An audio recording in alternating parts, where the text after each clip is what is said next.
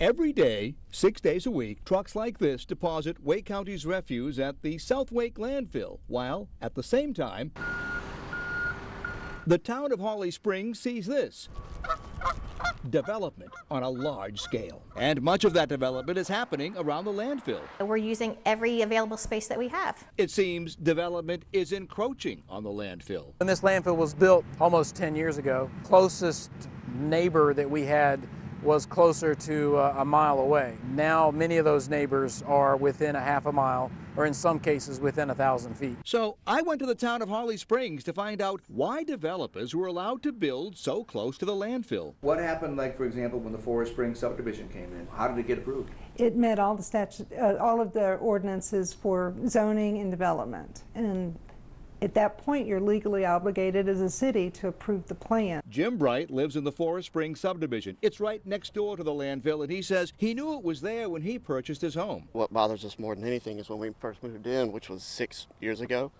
we couldn't see it at all. Now it towers above the tree line, visible from his third-floor window and from the street. The proximity also results in some annoying problems. Last year, we had a really bad problem with the buzzers. Tops of these houses all up and down through there, just lined with hundreds of them. The landfill also assaults the senses. The constant backup sirens on the trucks in the landfills that are in and out and bulldozing and all those kinds of things. It's definitely not pleasant when you're downwind, but I mean, that's the only way I can describe it. It's kind of, rotten garbage smell. The landfill uses this piping system along its borders. The pipe contains tiny holes that spurt jets of air into the atmosphere to help dilute the smell carried by the wind. A process like this, where they encapsulate the daily trash deposit, also helps keep down the smell. And the town says it's now getting more involved with the county to deal with the odor issue. This is an ongoing dialogue we need to have, so as there are improvements or better ways to approach the odor mitigation, then we should ask them to keep considering that.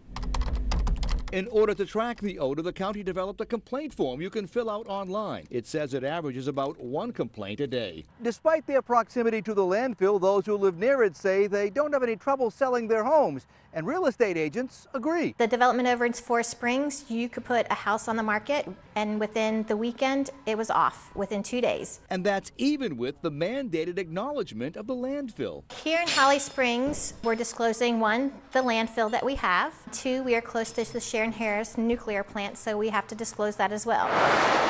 Those who live in Holly Springs tell me it's the right combination of location, access, and price. 540 is here. It's a great commute time into the RTP area. Out here you can find land still, and the home prices are still affordable. So, while Wake County tries to minimize the landfill's impact, it can't minimize the town's desire to expand its tax base. We can't control that development. I'm Steve Frazier, CBS 17 News.